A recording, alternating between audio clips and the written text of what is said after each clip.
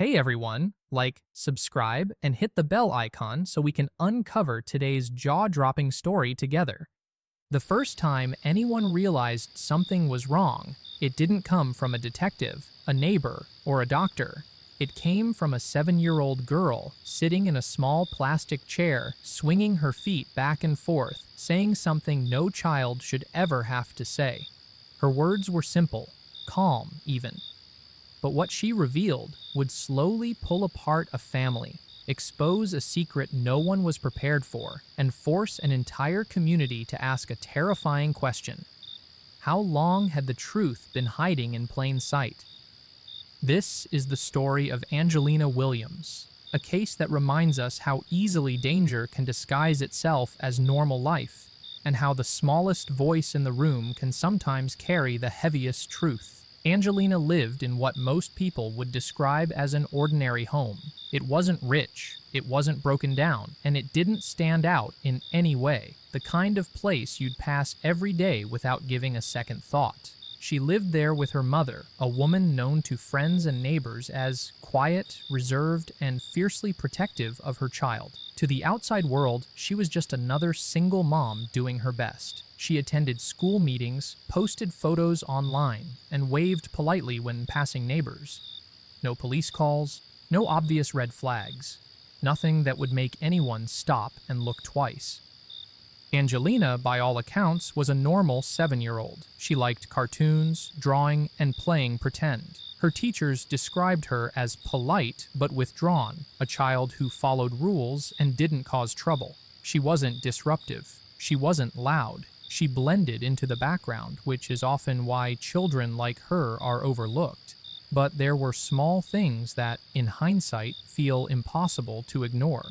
She startled easily. She flinched at sudden noises, and sometimes, when asked simple questions, she hesitated, as if carefully measuring every word. Still, nothing prepared anyone for what happened one ordinary weekday morning. It began during a routine interaction at school. Nothing dramatic, no screaming, no panic. A conversation that started with a simple question about family turned into something far darker.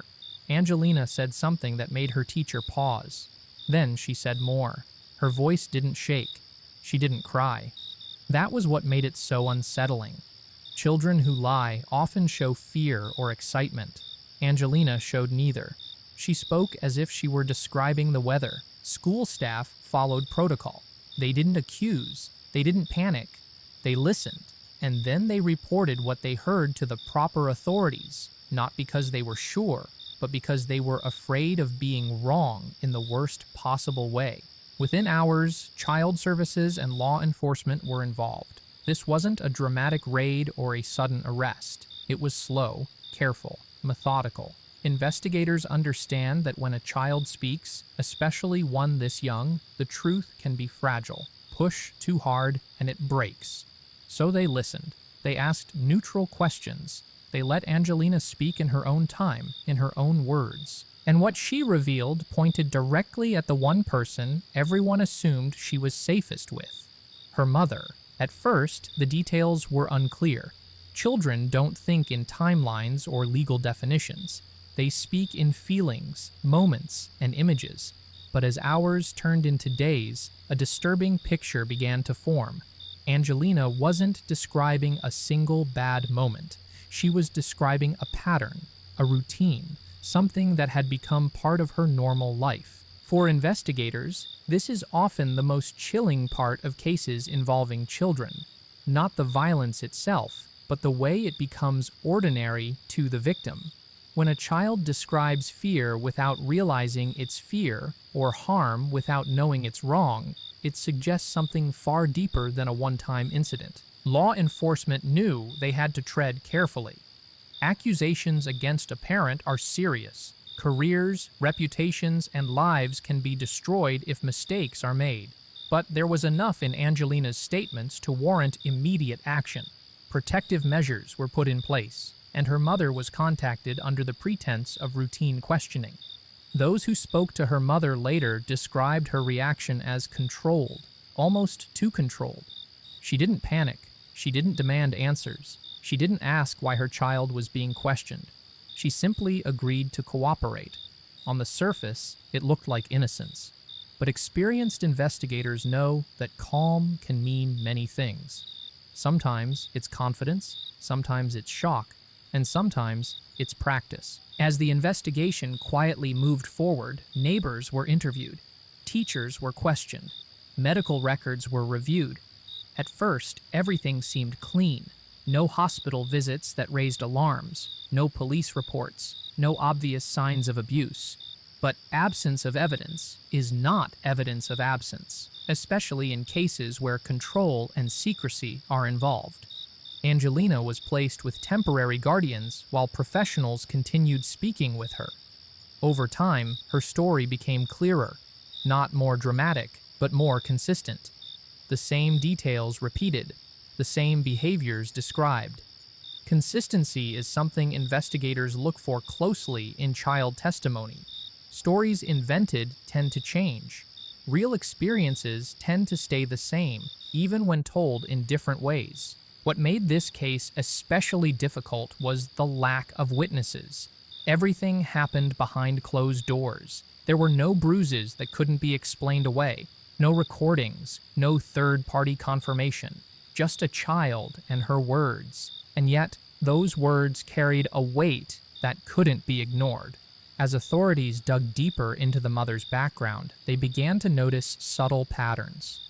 Past relationships that ended abruptly, friends who drifted away without explanation, jobs that didn't last long.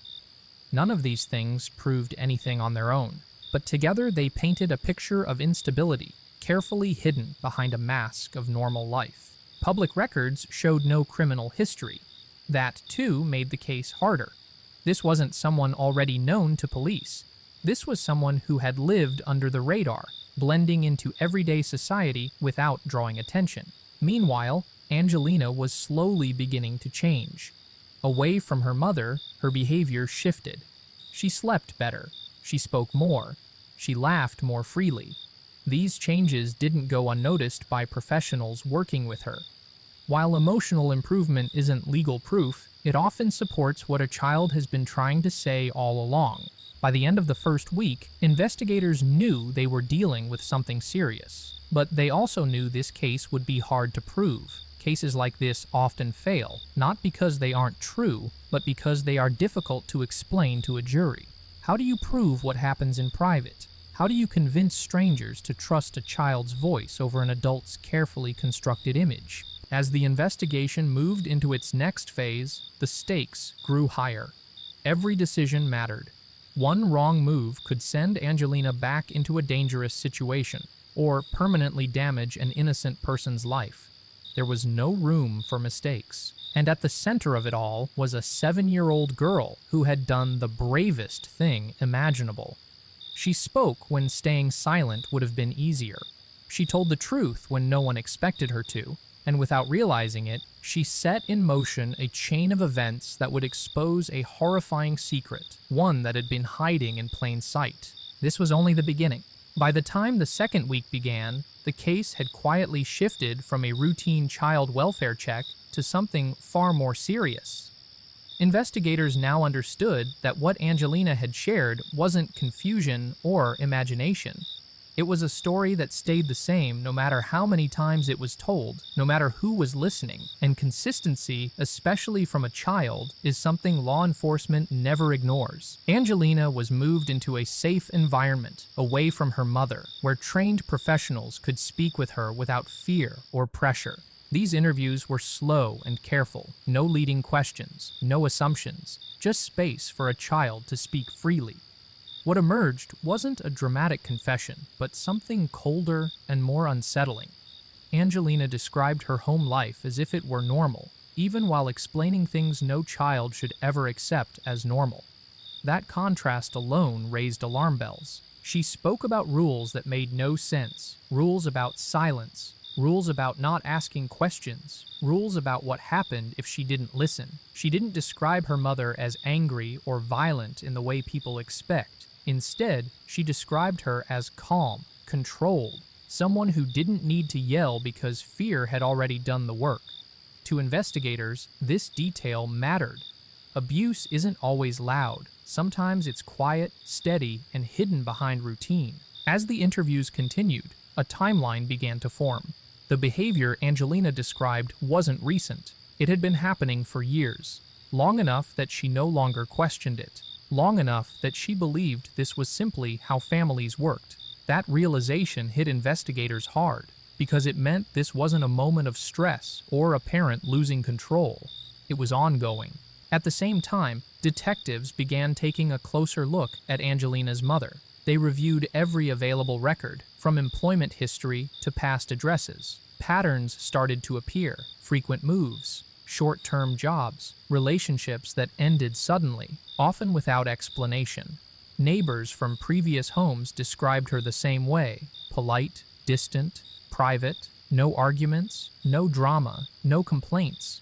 The kind of person no one suspects because there's nothing obvious to point at.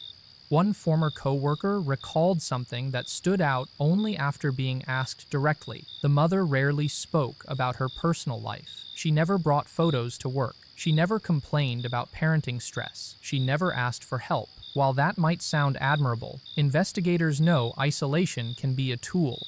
The fewer people who know what's happening inside a home, the safer secrets remain. Meanwhile, Child Services arranged for a full medical and psychological evaluation for Angelina. These evaluations are not designed to confirm guilt, but to understand the child's condition. Doctors found signs of long-term emotional stress. Nothing dramatic, no clear injuries, but the kind of stress markers that don't appear overnight. They build slowly, over time, under constant pressure.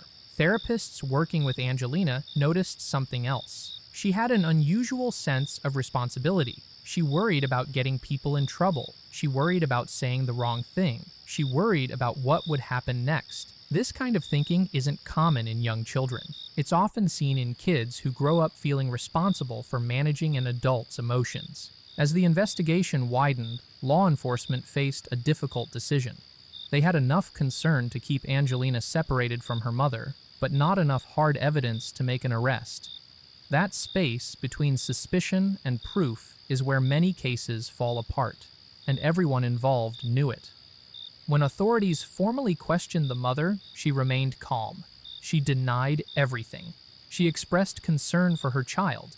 She asked when Angelina would be coming home. She didn't show anger or panic.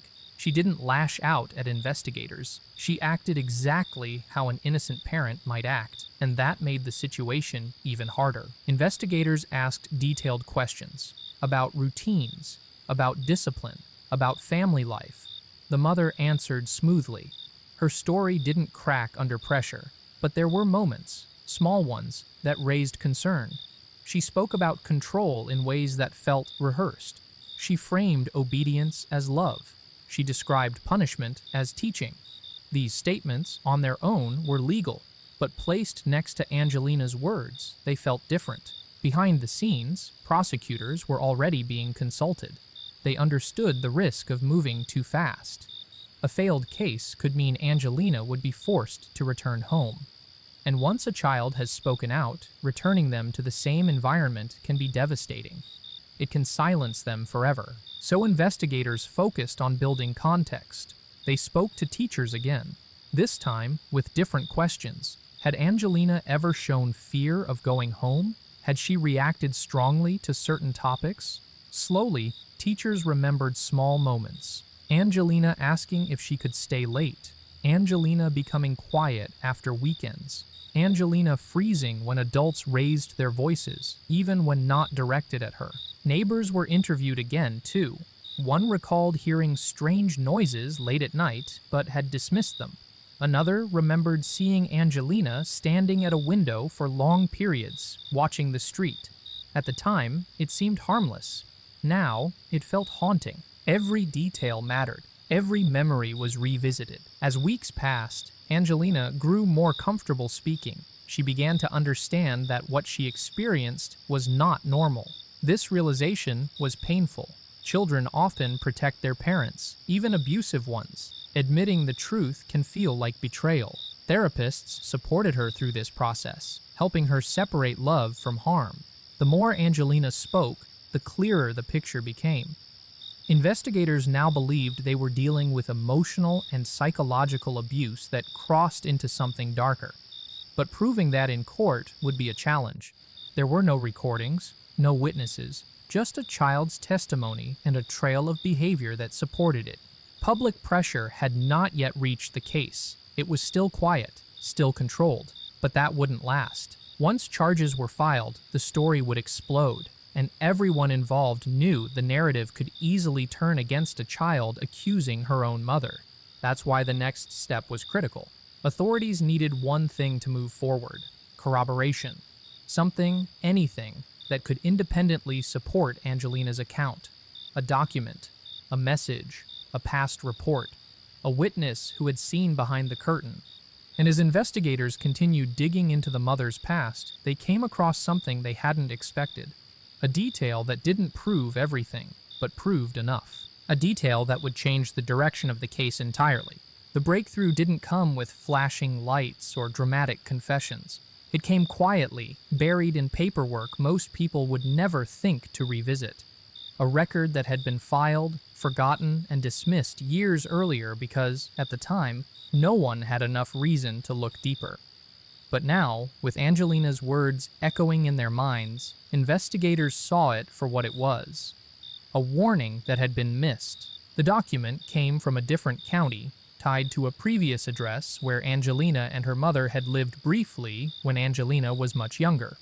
It wasn't a criminal report, it was a welfare check, the kind that happens thousands of times a year and usually leads nowhere. According to the notes, a concerned caller had reported hearing a child crying late at night for extended periods. When officers arrived, the mother explained that her child had night terrors and struggled to sleep. Angelina, then only 3, had been found quiet and withdrawn. No injuries were visible. The case was closed. At the time, it seemed reasonable. Now, it felt chilling. Investigators contacted the officer who had responded to that call. Years had passed, and memories fade, but one thing stood out. He remembered how calm the mother had been. Too calm, he said. Not annoyed, not tired, just controlled. He also remembered how Angelina avoided eye contact and stayed close to the wall. Details that hadn't meant much back then suddenly carried weight. This record didn't prove abuse, but it proved a pattern, and patterns matter. With this new information, prosecutors felt confident enough to move forward carefully, not with arrests, but with deeper forensic interviews and expanded searches. Law enforcement requested access to the home Angelina had lived in. The request alone raised suspicion in the mother's eyes. Her tone changed. She asked questions. She hesitated. Eventually, she agreed, but not without legal counsel. When investigators entered the home, they weren't looking for blood or obvious signs of violence. They were looking for control, and control often leaves subtle traces. Locked doors where they shouldn't be, missing bedroom furniture, alarms, cameras, notes, rules written down and placed where a child can see them. What they found was disturbing in its simplicity. Angelina's bedroom was almost empty. A bed, a small dresser, no toys within reach, no decorations on the walls, no sense of childhood. It looked less like a bedroom and more like a place designed for sleep only. A place meant to be used, not lived in. In the kitchen, investigators noticed handwritten notes taped inside cabinets. Not grocery lists, instructions, reminders, consequences. Some were framed as encouragement, others were not. None were explicitly illegal. But when read alongside Angelina's statements, they painted a picture of rigid control and constant monitoring. Perhaps most unsettling was what they didn't find. There were almost no photos of Angelina in the house, no artwork on the fridge, no school projects displayed. It was as if her presence had been minimized, reduced to something functional rather than emotional. Digital records were examined next. Phone data, messages, social media. At first, nothing stood out. The mother's online presence was clean, curated, full of neutral posts and carefully chosen photos, but investigators know where to look. They examined deleted files, archived messages, old accounts, That's when they found a private journal stored digitally, protected by a password. Inside were entries written over several years. They didn't describe crimes. They described frustration, control, fear of losing authority, repeated mentions of obedience, discipline, and punishment framed as love. One entry, written shortly after the welfare check years ago, mentioned tightening routines and removing distractions. This journal was never meant to be seen, and that made it powerful. Still, prosecutors knew better than to rush. Everything had to be interpreted carefully. Context matters. Words can be twisted. But when paired with Angelina's testimony, the journal became something more than personal thoughts. It became supporting evidence. As legal teams prepared their next move, Angelina continued therapy, and it was there, in a safe space, that another detail emerged. Something she had never mentioned before because she didn't realize it was important. She described a specific object her mother used to enforce silence, not a weapon in the traditional sense, something ordinary, something no one would question. When investigators followed up, they found it exactly where Angelina said it would be. That moment changed everything. For the first time, there was physical evidence directly tied to Angelina's account. Not something that screamed violence, but something that confirmed she was telling the truth. Something that showed her memories weren't imagined or influenced. With that discovery, prosecutors finally felt they had enough to act. Charges were prepared, carefully worded, supported by testimony, records, and expert evaluations. When the mother was arrested, it wasn't dramatic. No shouting, no resistance. She listened as her rights were read. She nodded. She said nothing. The news broke within hours. Headlines focused on one thing: a child accusing her own mother. Public reaction was divided. Some people believed Angelina immediately. Others doubted her. Some asked how a mother could do such things. Others asked how a child could lie about them. And in the middle of it all was Angelina, protected from the cameras, unaware of the storm her words had created. As the case moved toward trial, one truth became clear. This wouldn't be decided by emotion. It would be decided by how well the system could translate a child's lived experience into language a courtroom could understand. And that would be the hardest part yet. By the time the case reached the courtroom, the story had already taken on a life of its own. News outlets framed it as a shocking betrayal. Online comments turned it into a debate. Some called the mother a monster. Others called the case an example of a system that overreaches and tears families apart. Very few people stopped to consider what it must feel like to be 7 years old and know that the truth you told has placed your entire world on trial. Angelina never appeared in open court. Prosecutors knew the damage that could cause. Instead, her testimony was handled through recorded forensic interviews and expert interpretation. This wasn't about shielding the public. It was about protecting a child from being forced to relive trauma under the glare of strangers. Still, even with these protections, the defense made it clear they would challenge every word she had spoken. The defense strategy was simple and aggressive. They argued that Angelina was confused, influenced, or coached, that professionals had unintentionally led her to believe something was wrong when it wasn't, that stress, imagination, and separation from her mother had altered her memories. It's a strategy used often in cases like this because it works. Juries struggle with uncertainty, especially when the accused is a parent. Prosecutors responded by focusing on consistency. They showed how Angelina's statements remained steady across time, across interviewers, and across environments. They brought in child psychologists who explained how children fabricate stories versus how they recall lived experiences. They explained that children rarely invent long-term patterns of behavior without exposure. And they emphasized one key point: Angelina had nothing to gain from speaking up. Then came the physical and digital evidence. The notes found in the home were presented first. Jurors read them silently. Some shifted in their seats. On their own, the notes could have been dismissed as strict parenting. But paired with expert testimony, they took on a different meaning. Psychologists explained how language around obedience and consequence can be used to condition fear, especially in young children. Next came the digital journal. The defense objected repeatedly, arguing privacy and context, but the judge allowed it. Selected entries were read aloud, carefully chosen to avoid speculation. The prosecution didn't claim the journal was a confession. They framed it as insight into mindset, a window into how the mother viewed control, discipline, and authority.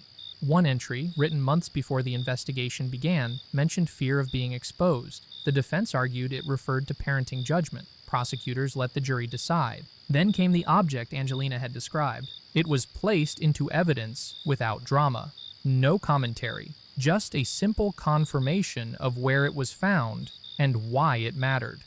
The expert who spoke next explained how ordinary items can be used to enforce silence and compliance without leaving marks. The room grew quiet. Throughout the trial, the mother remained composed. She took the stand and spoke calmly. She denied all accusations. She described herself as misunderstood, overwhelmed, and targeted. She spoke about loving her daughter, about sacrifice, about fear of losing her child. To many jurors, she sounded believable, and that was the point.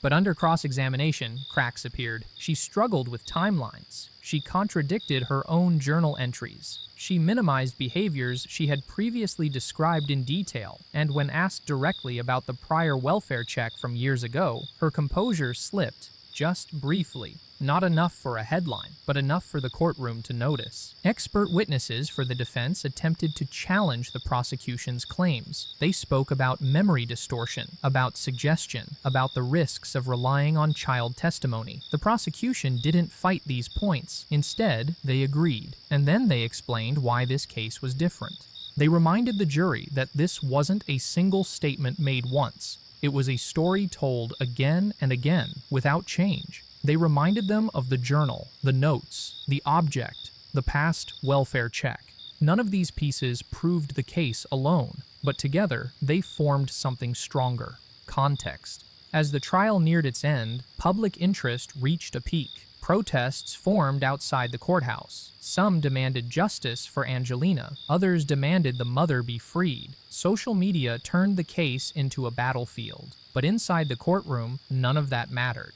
What mattered were the 12 people sitting in the jury box, tasked with deciding whether a child's voice could outweigh an adult's denial. In closing arguments, the prosecution spoke softly. They didn't accuse, they didn't dramatize. They told a story of a child who learned early that silence was survival, a story of a home that looked normal from the outside, a story of how abuse doesn't always leave bruises, but it always leaves impact. The defense closed by warning the jury of the danger of assumptions, of destroying a family based on feelings instead of facts, of trusting systems that, in their words, sometimes get it wrong. Then the jury was sent away. For Angelina, those hours were filled with waiting. She didn't understand legal terms. She didn't know what a verdict meant. She only knew that something important was happening, and she was powerless to control it. For the mother, it was the moment where years of control slipped from her grasp. And for the jury, it was the moment they had to decide which version of the truth they believed. The verdict would not just determine guilt or innocence, it would determine whether a child's truth could survive doubt. And when the jury returned, the room held its breath. The jury took longer than anyone expected. Hours passed. Then an entire day. Each delay fed speculation outside the courthouse. Supporters on both sides read meaning into every minute. Some said the length meant doubt. Others said it meant care.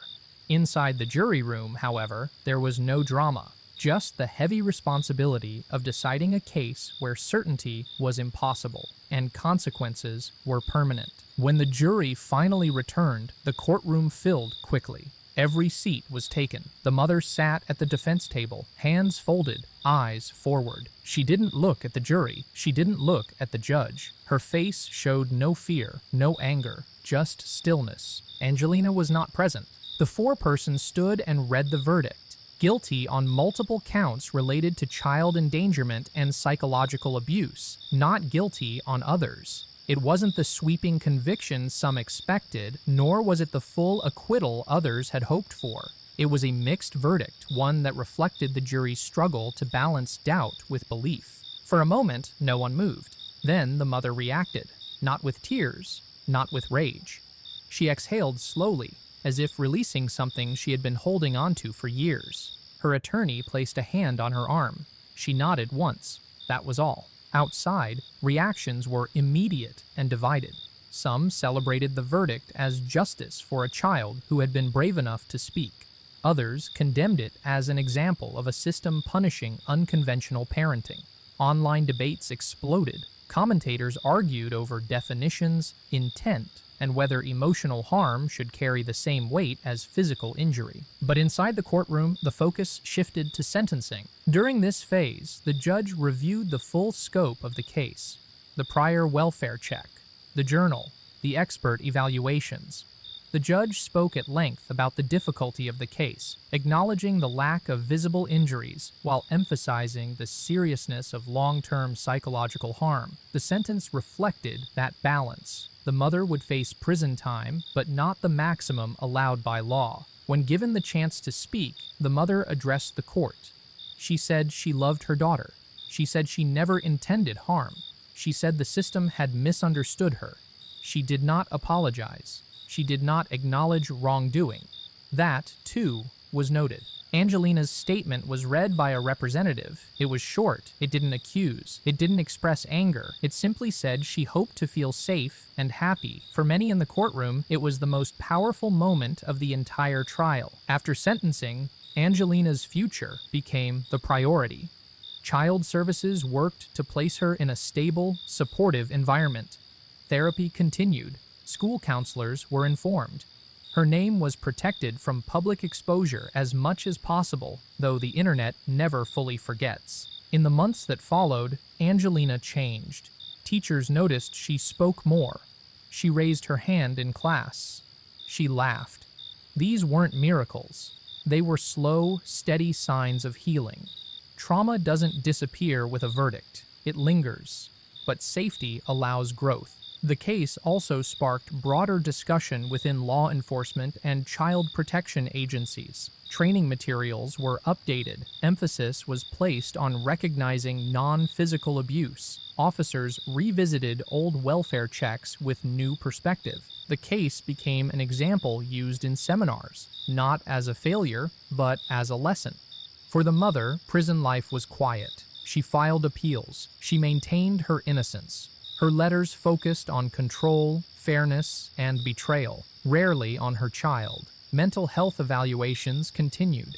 Experts remained divided on her motivations. Some saw manipulation. Others saw deep fear, masked as authority. Years later, the case still comes up in true crime discussions. Not because of violence or spectacle, but because of its complexity, because it forces people to confront uncomfortable truths. That harm doesn't always scream. That danger can look like discipline. That children can live for years inside rules that slowly erase them. Angelina's story didn't end with a verdict. It continued in small victories, making friends, sleeping without fear, learning that silence is not safety. And perhaps the most haunting part of this case is not what happened after she spoke, but how long it took for anyone to listen. Because if one small voice hadn't finally been heard, the secret would have stayed exactly where it had always been, hidden in plain sight. Even after the verdict, the case of Angelina Williams refused to settle into the past. For the public, the story ended with a sentence and a headline. For the system, it became a reference point. But for Angelina herself, the hardest part was just beginning. Justice, as the courts define it, does not undo years of fear. It does not erase habits learned in silence. It only creates space for healing, and healing is never fast. Angelina entered a new phase of life under careful supervision. Her days were structured, predictable, and intentionally calm. Professionals understood that children who grow up under extreme control often struggle when that control is suddenly gone. Freedom can feel unsafe. Choice can feel overwhelming. So they moved slowly, letting Angelina set the pace. At first, she asked permission for everything. To speak, to eat, to use the bathroom. Even when told she didn't need to ask, she still did. This wasn't obedience, it was survival behavior that had been learned over years. Therapists worked patiently, reassuring her again and again that mistakes were allowed, that nothing bad would happen if she spoke freely. Nighttime was the hardest. Angelina struggled with sleep, not because of nightmares alone, but because silence itself felt dangerous. In her old life, quiet meant something bad might happen. Now, silence meant safety, but her body didn't know that yet. Caregivers learned to sit with her, to talk softly, to let her fall asleep knowing someone was nearby. At school, teachers were briefed discreetly. No one wanted Angelina to feel labeled or watched. Still, they noticed changes. She no longer froze when adults raised their voices. She began to participate in group activities. She started drawing again. Her artwork changed too. Early drawings were rigid, controlled, almost empty. Over time, they became fuller, brighter, more chaotic in the way children's drawings usually are. Behind the scenes, professionals continued reviewing the case. They didn't do this to reopen wounds, but to learn. One question kept coming up. How many times had systems brushed past warning signs because nothing looked wrong on the surface? The welfare check from years ago haunted many of those involved. Not because procedures weren't followed, but because procedures alone weren't enough. Training programs began incorporating the case anonymously. Officers were taught to look beyond immediate appearances, to notice emotional cues, to listen more closely when a child seems too quiet, too controlled, too careful. Social workers were encouraged to trust patterns, not just incidents. The case also sparked discussion about how society defines abuse. Many people still struggle to accept that harm can exist without bruises. That fear can be taught gently, methodically, and without ever raising a hand. Angelina's case forced those conversations into uncomfortable territory, where intent matters less than impact. For the mother, life in prison was isolating. She remained convinced she had been misunderstood. Appeals moved slowly through the system, each one denied. Psychological evaluations continued to describe a person who equated control with safety, authority with love. Whether that belief came from her own past or something deeper remained debated. What was clear was that she did not see herself as an abuser. This refusal to accept responsibility became a defining feature of the case in later analysis. Experts often note that acknowledgement is a critical step in preventing harm. Without it, cycles repeat. And while the mother's sentence ensured she could not harm Angelina again, it raised broader questions about how many similar situations might still exist, unnoticed. Angelina was shielded from these debates as much as possible. Her caregivers focused on building a future, not revisiting the past. She was encouraged to explore interests, to say no, to express anger safely. These were skills she had never been allowed to practice. One moment stood out to her therapist months later. Angelina had been asked what she wanted for her birthday. She thought for a long time, then said quietly, "I don't know what I'm allowed to want." It wasn't sadness in her voice, it was confusion, and that confusion spoke volumes about the life she had lived. Slowly, that changed. Angelina learned that wants didn't require justification, that love didn't depend on obedience, that silence wasn't the price of safety. These lessons didn't come all at once. They came in small, everyday moments, choosing clothes, deciding what to eat, saying how she felt. As she grew older, Angelina began to understand the impact of what she had done, not just for herself, but for others. Therapists were careful not to burden her with responsibility. She wasn't a hero, she was a child who told the truth. Still, she sometimes asked whether she had done something wrong by speaking up. Those questions never fully go away for children in cases like this. The answer she was always given was simple. Telling the truth was not the cause of harm. It revealed harm that already existed. Years later, when Angelina was old enough to understand more fully, she asked to learn about the case. Not the media version, but the facts. Professionals debated this carefully. Eventually, they allowed it, with support. Reading through the documents was emotional, but it also brought clarity. It helped her separate her identity from what happened to her. She was not the case. She was not the evidence. She was a person who had survived. Angelina chose a quiet life. She didn't seek attention. She didn't speak publicly about her past. Those who knew her described her as thoughtful, observant, and deeply empathetic, traits often found in people who have learned to read rooms carefully, who grew up understanding danger without being taught safety. The case remains studied today, not because of its shock value, but because of its warning. It shows how abuse can exist without chaos, how control can masquerade as care, how systems can follow rules and still miss the truth if they don't listen closely enough. And it reminds us of something deeply uncomfortable. Sometimes, the person who reveals the truth is the one we least expect and the one we are most likely to doubt. Angelina's voice was small. It shook nothing at first, but once heard, it changed everything, and that is why her story still matters. As the years passed, the case of Angelina Williams quietly settled into legal records and training manuals, but its emotional weight never fully disappeared. For those who worked closest to it, the case became a reminder that time does not heal all wounds. It simply reveals how deep they go. And for Angelina, growing older meant understanding her past in new and sometimes painful ways. Adolescence brought questions that childhood had kept buried, questions about identity, trust, and family. Angelina began to wonder who she might have been if her early years had been different. She watched other children interact freely with their parents, expressing frustration without fear, disagreement without punishment.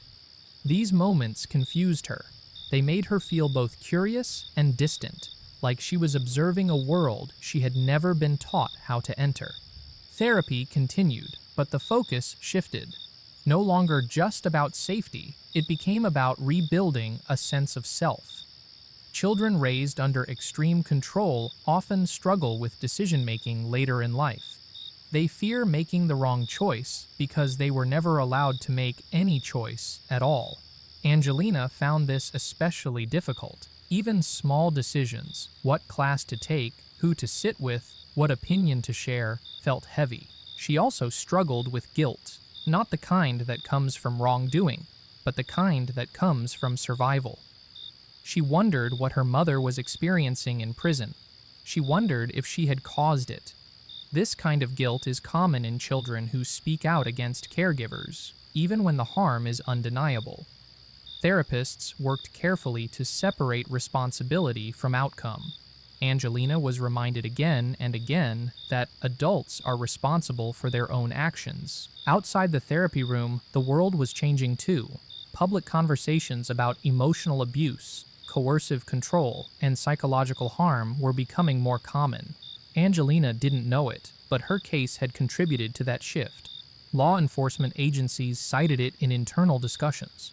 Child advocacy groups referenced it when pushing for broader definitions of abuse. One former investigator later admitted that the case changed how he approached every call involving children.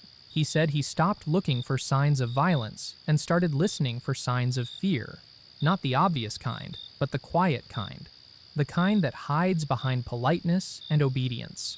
Meanwhile, Angelina's mother remained incarcerated. Over time, her appeals were exhausted. Parole hearings focused heavily on accountability, something she continued to struggle with. She spoke about love and intention, but avoided acknowledging harm. Evaluators noted this repeatedly. Without acknowledgement, rehabilitation remained uncertain. Angelina was never forced to maintain contact. Letters were offered but never required. For a long time, Angelina chose not to read them. When she eventually did, she felt conflicted. The letters were carefully written, emotionally controlled, and focused on forgiveness. There was no apology, no recognition of pain. That absence spoke louder than words. As Angelina grew into her teenage years, she began to show a quiet strength. Not the dramatic kind, but the steady kind built through resilience. She formed close friendships, though trust came slowly. She excelled in subjects that required observation and analysis. Teachers described her as thoughtful, introspective, and mature beyond her years. At one point, she was asked in class to write about a moment that changed her life. She chose not to write about the case. Instead, she wrote about the first time she realized she could say no without consequences. Her teacher later said it was one of the most powerful essays she had ever read. The past still surfaced in unexpected ways. Certain smells, certain tones of voice, certain silences. Trauma has a way of lingering, not as memories, but as reactions. Angelina learned to recognize these moments. She learned grounding techniques. She learned that fear didn't always mean danger. What made her journey remarkable wasn't that she overcame everything. It was that she learned to live with complexity. She learned that love and harm can exist in the same place, that people can believe they are doing right while causing deep damage, that truth is rarely simple. As she approached adulthood, Angelina expressed interest in working with children, not as a public advocate, not as a speaker, but quietly, behind the scenes. She said she wanted to be the kind of adult she needed when she was younger, someone who listens, someone who notices. Those who knew her well weren't surprised. The case continued to be referenced in professional circles, often summarized in legal language and clinical terms. But those who had been there remembered something else. A small girl sitting quietly, telling the truth without understanding how powerful it was. Angelina's story became a reminder that systems don't change because of policies alone. They change because someone's pain forces people to look closer. And while the headlines faded, the lesson remained. Sometimes the most dangerous secrets are not hidden by chaos, but by calm. Sometimes the most powerful testimony comes not from outrage, but from quiet honesty. And sometimes the bravest act is simply saying what no one expects to hear. Angelina did that at 7 years old, and the echo of that moment continues to shape lives far beyond her own. By the time Angelina reached adulthood, her case was no longer something people openly discussed around her. It existed quietly in background checks, sealed records, and the memories of those who had once been deeply involved. But trauma doesn't follow legal timelines. It waits. It resurfaces when life slows down enough to feel. For Angelina, adulthood brought freedom, but also a strange sense of uncertainty. Without rigid rules controlling her every move, she sometimes felt unanchored. Structure had once been forced on her. Now she had to build her own, and that wasn't easy. Many survivors of long-term psychological control describe this stage as the most confusing, when the danger is gone, but the habits remain. Angelina learned this the hard way. She found herself over-explaining her choices, apologizing when she didn't need to, feeling uneasy in silence, even when nothing was wrong. These were quiet struggles, invisible to most people, but deeply real to her. She pursued education with focus and intention, not because she was driven by pressure, but because learning gave her something she had never been allowed to have: understanding. Courses in psychology, social work, and human behavior drew her in. She wasn't trying to relive her past. She was trying to make sense of it. One of the most difficult moments came during a class discussion about abuse. The definitions on the board felt clinical, distant. Students debated intent, severity, and thresholds. Angelina listened silently. She didn't speak up. Not because she disagreed, but because she knew how complex the truth was.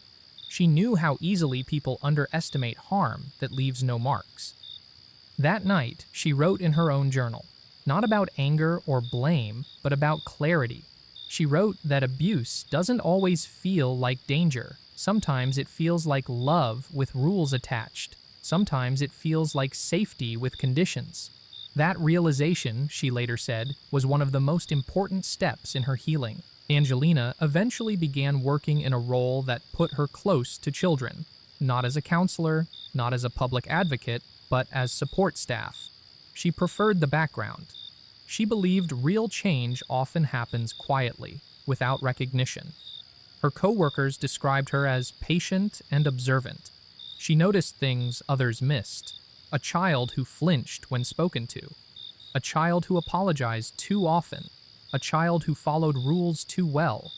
She never assumed, she never accused, she simply listened. When cases reminded her too closely of her own past, she stepped back. Boundaries were something she had to learn intentionally. Helping others didn't mean sacrificing herself. That was another lesson she had to unlearn from childhood. Meanwhile, her mother remained in prison. Time had changed many things, but not accountability. Parole boards continued to note the lack of acknowledgement. Letters still came occasionally. Angelina eventually chose to stop reading them, not out of anger, but out of self-preservation. She had learned that closure doesn't always come from confrontation. The case itself continued to influence policy in subtle ways. Child protection agencies expanded training around coercive control. Welfare checks were restructured to include emotional assessment, not just physical safety. The system didn't become perfect, but it became more aware. Angelina never gave interviews. She never appeared in documentaries. She never told her story publicly. When people asked about her past, she shared only what was necessary. She refused to let her identity be shaped by one chapter of her life, no matter how significant. Still, the impact of that chapter never disappeared. There were moments when she questioned whether speaking up had been worth it. Moments of doubt often come when the cost of truth becomes clearer with time. But each time she saw a child feel safe, express themselves freely, or be taken seriously by an adult, she felt reassured. Even if she couldn't measure the impact, she knew it existed. One evening, years after the trial, Angelina found herself walking past a school playground. Children were laughing, shouting, arguing, being loud in the way children should be. She stood there for a moment, listening. There was no fear in their noise, no danger in their joy. She smiled. Not because the past was gone, but because the future felt possible. Angelina's story was never about revenge. It was never about punishment. It was about recognition, about naming something that had lived in silence for too long. And while her voice had been small when she first spoke, it had carried farther than anyone could have imagined. Because once a truth like that is heard, it doesn't disappear. It changes how we listen forever. As time moved forward, the case of Angelina Williams slowly transformed from a legal memory into something more reflective, a quiet reference point for those who truly understood it. It wasn't cited for shock value anymore. It was cited for what it revealed about human behavior, about parenting, and about how easily harm can hide behind the appearance of care. Angelina, now living a life of her own choosing, rarely thought about the courtroom or the verdict itself. What stayed with her were the small moments that shaped who she became. Moments when adults listened instead of correcting her.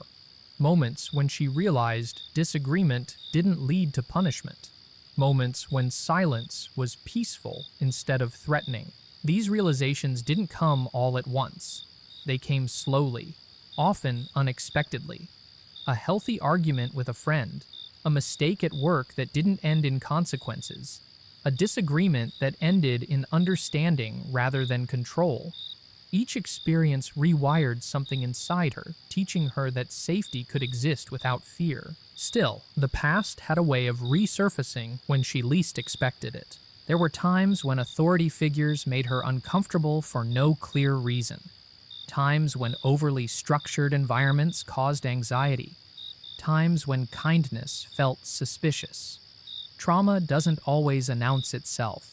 It shows up quietly, asking to be acknowledged. Angelina learned not to fight these moments, but to understand them. She continued working with children, gradually taking on more responsibility. Supervisors noticed how children responded to her. They trusted her. They opened up around her. Not because she asked them to, but because she gave them space. She didn't rush silence. She didn't force smiles. She allowed emotions to exist without trying to fix them. This approach made a difference. On more than one occasion, her observations helped identify children who needed support. Nothing dramatic, nothing sensational, just early intervention. Conversations, checks that prevented situations from getting worse. Angelina never framed these moments as victories. She saw them as quiet corrections to a system that had once almost failed her.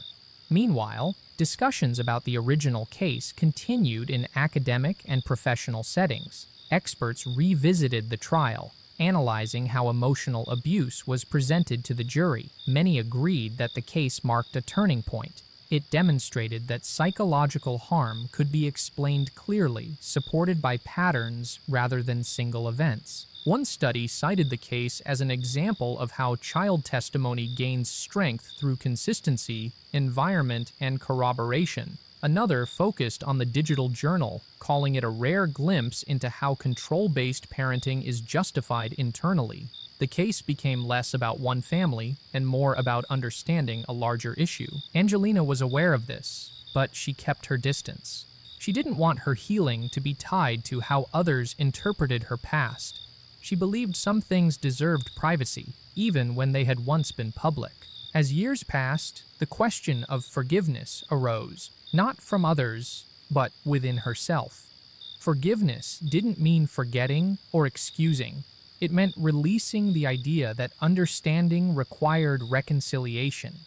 Angelina realized she didn't need to forgive her mother to move forward. She needed boundaries. She needed clarity. She needed peace. When news came that her mother's health was declining in prison, Angelina took time to reflect. She spoke with therapists. She weighed her feelings carefully. In the end, she chose not to reconnect. It wasn't an act of anger, it was an act of self-respect. That decision marked another milestone in her growth. For the first time, she made a choice based entirely on her own needs, without guilt. The case faded further into history. New stories took its place. New headlines captured attention, but the lesson remained for those willing to see it. Abuse doesn't always look like chaos. Control doesn't always look like cruelty. And danger doesn't always announce itself loudly. Angelina's life became proof of something important.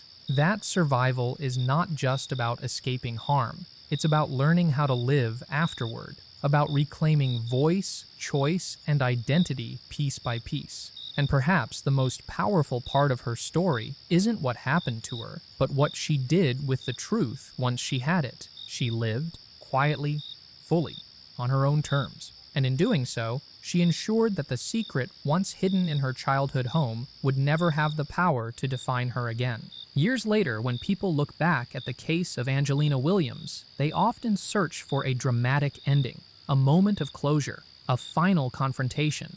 But real life rarely offers that. This story doesn't end with applause, forgiveness, or a single moment where everything suddenly makes sense. It ends the way many true stories do, quietly, honestly, and without spectacle. Angelina grew into someone who valued peace over noise. She built a life that felt safe not because it was perfect, but because it was hers. She learned how to recognize her limits, how to trust her instincts, and how to walk away from situations that felt wrong without needing to explain herself. These skills didn't come naturally.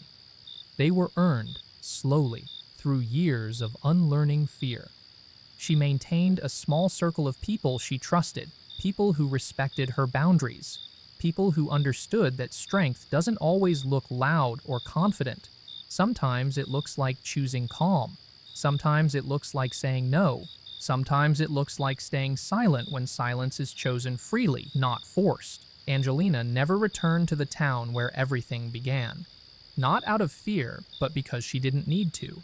She had moved forward, and looking back no longer served her. The house where she once lived was eventually sold, renovated, and filled with a new family who knew nothing about its past. Life went on, as it always does, but the impact of what happened there never fully disappeared. In professional spaces, the case continued to be referenced quietly. New social workers were trained using examples drawn from it. Law enforcement officers discussed it when talking about the limits of first impressions. Teachers were reminded that the quietest child in the room is not always the safest. Angelina never asked for this legacy. She didn't choose to become an example, but her story changed how people listened. One former teacher later said something that stayed with those who heard it. She didn't cry out for help. She simply told the truth when someone finally asked the right question. That sentence alone captures why this case mattered so much. Because the most frightening part of Angelina's story isn't what her mother did. It's how easy it was for no one to notice. No screaming neighbors, no obvious injuries, no dramatic warning signs. Just a child who followed rules too well. A home that looked orderly. A parent who appeared in control. The system didn't fail because people didn't care. It failed because caring without listening is not enough.